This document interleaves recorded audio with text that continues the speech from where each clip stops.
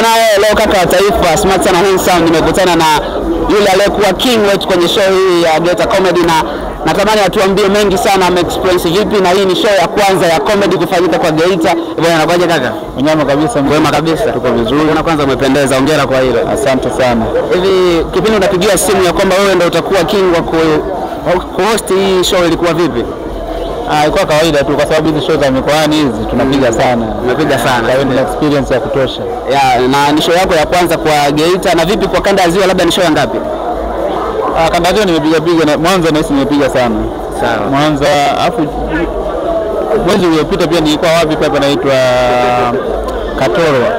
Katoro. Kwa hiyo ukanda huko sasa hivi nimeanza kuwa na experience na audience ya kanda ya Ziwa yote yani. Sawa.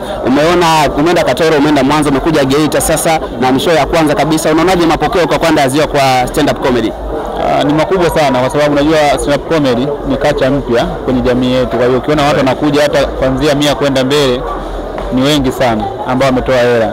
Kwa sababu imagine hapa angekuja msanii yeyote hapa kupiga show kwa vingilio alipoweka jamaa, sidhani kama angepata hata watu 10. Ni kweli kabisa. Kwa hiyo hiyo inaleta picha nzuri kwamba show kwamba stand up inakuwa na watu wanaipokea.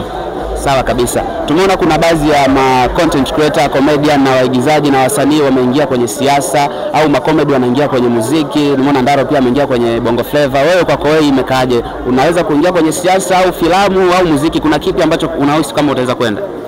Kwa sasa hivi bado niko na focus na comedy. Sijajua mbeleni yuko mambo ya kuchanganya, lakini siasa ni maisha, kwa hiyo siasa iko epeki.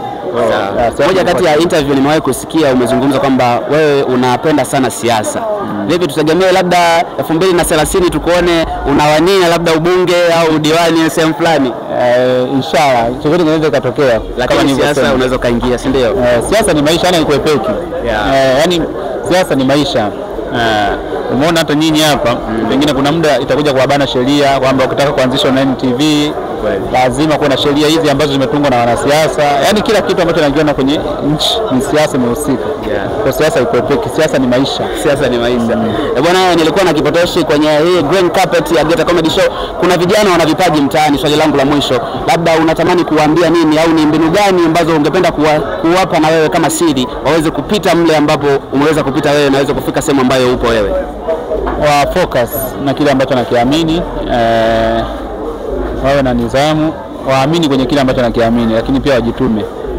Kuchangamkia fursa, yani waifuate fursa ilipo. Kama naamini yeye tobo lake itakuwa ni dawa, basi pambane afike mjini, asisubiri kufuatwa na fursa. Ingawa chochote kinaweza kutokea, kuna mtu anaweza katobolewa mkoani, mtu mwingine, lakini kikubwa fanya kile ambacho unahisi wewe kinaweza, yani unachokiamini hicho kifanye. Sawa. Bwana mimi wananiita Smart Sana Handsome, bwana mimi na nilikuwa na kipotoshi on this one kwenye green carpet. Bwana